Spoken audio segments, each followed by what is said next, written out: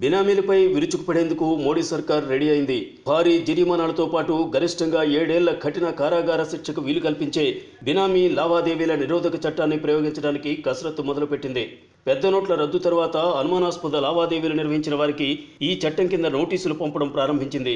ఇప్పటికే దేశవ్యాప్తంగా కోట్ల విలువైన 42 ఆస్తులు జప్తు చేసింది. దీనికి సంబంధించి 87 మందికి నోటీసులు పంపినట్లు ఆదాయ పన్ను శాఖ ప్రకటించింది. పెద్ద నోట్ల రద్దు తరువాత బడాబాబులు నలుపును తెలుపు చేసుకోవడానికి తమ బంధువులు, స్నేహితులు, ఉద్యోగుల ఖాతాలను వాడుకున్నారు.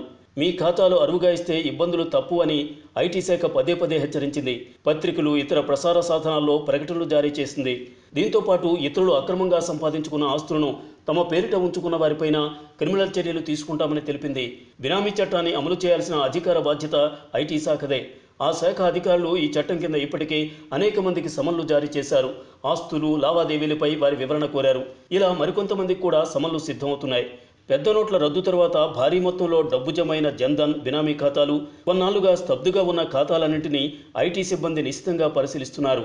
దశాబ్దాల క్రితమే పార్లమెంటు ఆమోదం పొందిన బినామీ చట్టాన్ని మోదీ సర్కార్ గత ఏడాది నవంబర్ 1న అమల్లోకి తెచ్చింది. కమిషన్ బేసిస్లో బ్లాక్ మనీ తమ ఖాతాల్లో వేసుకున్న వారి లావాదేవీలన్నీ బినామీ కిందకే వస్తాయి. పాత కరెన్సీని డిపాజిట్ చేసిన వ్యక్తిని లబ్ధిదారునిగా, ఖాతా ఉన్న వ్యక్తిని బినామీదారునిగా పరిగణిస్తారు. వీరిలో బినామీదారునికి ఏడాది నుంచి గరిష్టంగా 7 ఏళ్ల జైలు శిక్ష విధించే అవకాశం ఉంది. ఈ చట్టం కింద లావాదేవీ మొత్తాన్ని ఐటీ శాఖ స్వాధీనం చేసుకోవచ్చు. అదే స్థిరాస్తి విషయానికి వస్తే మార్కెట్ విలువలో 25% మొత్తాన్ని జరిమానాగా విధించవచ్చు. Like and subscribe Eagle Media Works.